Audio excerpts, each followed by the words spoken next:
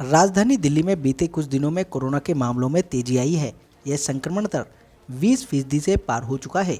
इसी बीच दिल्ली सरकार ने किसी भी स्थिति से निपटने का दावा किया है। दिल्ली के स्वास्थ्य मंत्री सौरभ भारद्वाज ने कोरोना इन्फ्लुएंजा या फ्लू के लक्षण दिखने पर लोगों को मास्क लगाने की सलाह दी है। उसी के चलते दिल्ली नगर निगम में पूर्वी दिल्ली के सबसे बड़े अस्पताल स्वामी दयानंद में कोरोना के नए वेरिएंट को लेकर हाई अलर्ट है। हर स्थिति से निपटने के लिए प्रशासन पूरी तरीके से तैयार है। अस्पताल में फार्मेसी के प्रांगण में जहां सबसे ज़्यादा भीड़ भाड़ होती है, वहां लगातार अनाउंसमेंट कर लोगों को कोरोना के प्रति जागरूक किया जा रहा है, जैसे कि 2 गज की दूरी, मास्क है जरूरी इत्यादि बातें लगातार बताई जा रही हैं, जिससे लोगों में जागरूकता आए और आसानी से कोरोना को मात दी जा सके। हमारे संवाददाता संदीप कुमार ने पूर्वी दिल्ली के स्वामी दयानंद अस्पताल सीएमओ डॉक्टर ग्लेविन त्यागी से सीधे बात की। आइए सुनवाते हैं अपनी इस रिपोर्ट में क्या कुछ कह रहे हैं डॉक्टर ग्लेविन त्यागी। राजधानी दिल्ली में एक बार फिर कोरोना की तीसरी वेव सताने लगी है। अब ऐसे में अस्पताल की क्या तैयारी है, ऐसे का जायजा लेने हम पहुंचे हैं पूर्वी दिल्ली के सबसे बड़े अस्पताल स्वामी दयानंद में, और हमारे साथ अस्पताल प्रशासन के सीएमओ और नोडल अधिकारी मौजूद हैं। उनसे बात करेंगे, क्या कुछ कहेंगे। तीसरी वेव दस्तक दे चुकी है, 10% आगे चला गया है, क्या कुछ कहेंगे, किस तरीके से अस्पताल की तैयारी है। देखिए, ऐसा है कि ये वेव तीसरी है कि 8वीं है या 10वीं है, ये कहना तो मुश्किल है, क्योंकि सेकंड वेव जिसको हमने बोला था, कोविड सेकंड वेव, जो बड़ी भयानक वेव आई थी, उसके बाद से कई बार कोविड की लहरें आई हैं और गई हैं। जहां तक इस वेव की बात है, तो अभी पिछले 10 दिन के अंदर पॉजिटिविटी रेट थोड़ा बढ़ गया है, 10% से ऊपर, जैसा आपने बताया कि है। उसी के मद्देनजर अस्पताल प्रशासन ने अभी 1-2 दिन पहले एक बैठक की थी और उसमें कोविड की तैयारियों का पूरा जायजा लिया गया, और हमारा अस्पताल बिल्कुल तैयार है। अगर जरूरत पड़ती है तो इसको 100 बेड का कोविड अस्पताल, 10 बेड का आईसीयू हम देने के लिए बिल्कुल रेडी है। इसके साथ अभी जो हमने किया है, जो बहुत ज्यादा लक्षणों वाले मरीज आ रहे हैं जिनमें डाउट है, हम उनके कोविड टेस्ट कर रहे हैं रैट, और उसमें जो पॉजिटिव आ रहे हैं फिर उनको उसी हिसाब से इलाज दिया जा रहा है। इमरजेंसी में भी कुछ बेड हमने अलग से कर दिए हैं, एक वार्ड भी हमने अलग से जो है बनाने के लिए प्रोसेस में डाल दिया है, ताकि अगर कोविड के केसेस आते हैं या कोविड सस्पेक्टेड केसेस आते हैं, उनको जो है हम ट्रीट कर सकें। सर, देखा जा रहा था कि जिस तरीके से पहली और दूसरी वेव में स्वामी दयानंद अस्पताल में सबसे ज्यादा भार रहा, अब किस तरीके से प्रशासन है और किस तरीके से स्टाफ मैनेज कर रहा है। देखिए, ऐसा है कि वो तो वेव जो थी वो इस तरीके की थी, सुनामी जैसी वेव थी। उसके बाद आपने देखा होगा कि सभी अस्पतालों में जहाँ पे कोविड अस्पताल बने थे, वहाँ पीएसए प्लांट्स भी लगाए गए। हमारे अस्पताल में भी पीएसए प्लांट लगा।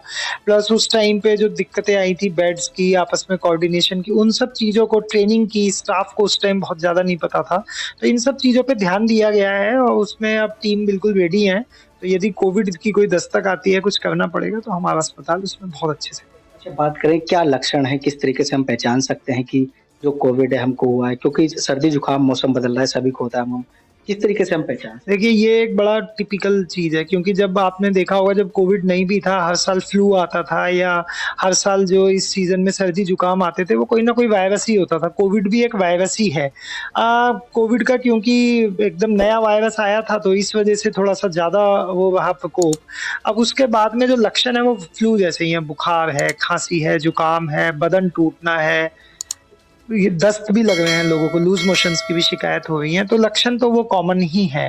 पहचान कर पाना कि ये फ्लू है या कोविड है, ये बड़ा मुश्किल काम है लक्षण के बेसिस पे। उसके लिए आपको टेस्ट ही कराना होगा, और टेस्ट कराने पे अगर पॉजिटिव आता है तो कोविड है, अन्यथा वायरल इन्फेक्शन। अस्पताल में भी टेस्ट हो रहे हैं, क्या हमें बाहर से कराना। नहीं, अस्पताल में टेस्ट करते हैं, जिसकी जरूरत होती है उसको कैजुअलिटी से, ओपीडी से हम भेज देते हैं, टेस्टिंग हो रही है। प्रिकॉशन की बात करें तो किस तरीके से हमें ध्यान रखना है, क्या क्या सावधानियां बरतनी है, क्योंकि पिछली बार हमने देखा था मास्क जो सबसे ज्यादा जरूरी था, इस बार क्या क्या जरूरी है। देखिए, ऐसा है कि मास्क ना केवल आपका बचाव करता है, बल्कि आपसे दूसरे को, दूसरे से आपको, जो क्रॉस इन्फेक्शन है उनको रोकने में कारगर साबित होता है।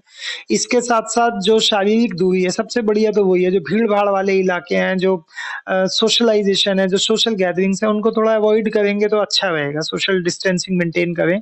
और इसके साथ साथ जो वैक्सीन है, उस पर मैं यही कहूंगा कि अफवाहों पर ना ध्यान देते हुए, जिन लोगों ने बूस्टर्स नहीं लिए हैं या किसी कारणवश उनकी सेकेंड डोज छूट गई थी, वो उन डोजेस को ले। अच्छा सर, बात करें, एक लोगों में भ्रम ये भी है कि हमने वैक्सीन लगवा ली है लेकिन अब कोरोना हमें सताएगा नहीं, क्या उनके लिए भी कुछ मैसेज है? देखिए ऐसा है कि वैक्सीन ये गारंटी नहीं देता कि आपको कोरोना नहीं होगा। वैक्सीन का जो फ़ायदा होता है वो होता है आपके अंदर एंटीबॉडी डेवलप कर देता है।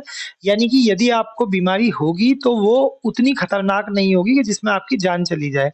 ये आपकी बीमारी का जो स्तर है केवल उसको कम करने में सहायक होता है।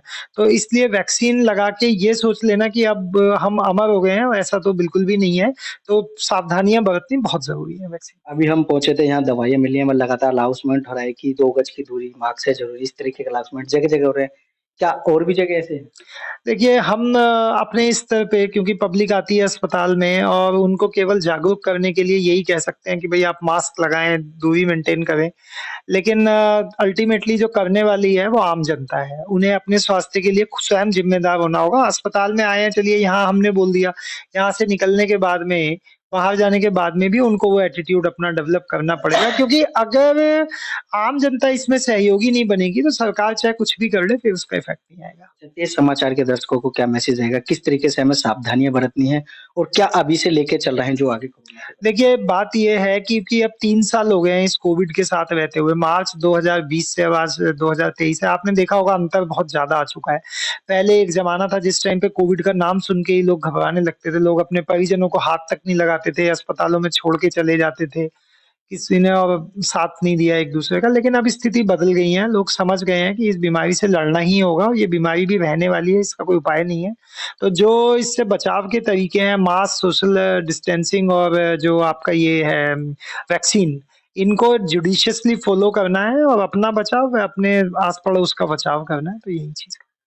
ये थे सीएम डॉक्टर ग्लेबिन त्यागी जिन्होंने बताया कि किस प्रकार से इस बार इस वेब से हम बच सकते हैं और अपने आप को सुरक्षित रख सकते हैं। कैमरामैन सुनील के साथ संदीप कुमार, तेज समाचार दिल्ली। नगर निगम स्वामी दयानंद अस्पताल में आपका स्वागत है। कोरोना जैसी बीमारी से अपना बचाव करें। किसी अनजान व्यक्ति को दवा की पर्ची न दें।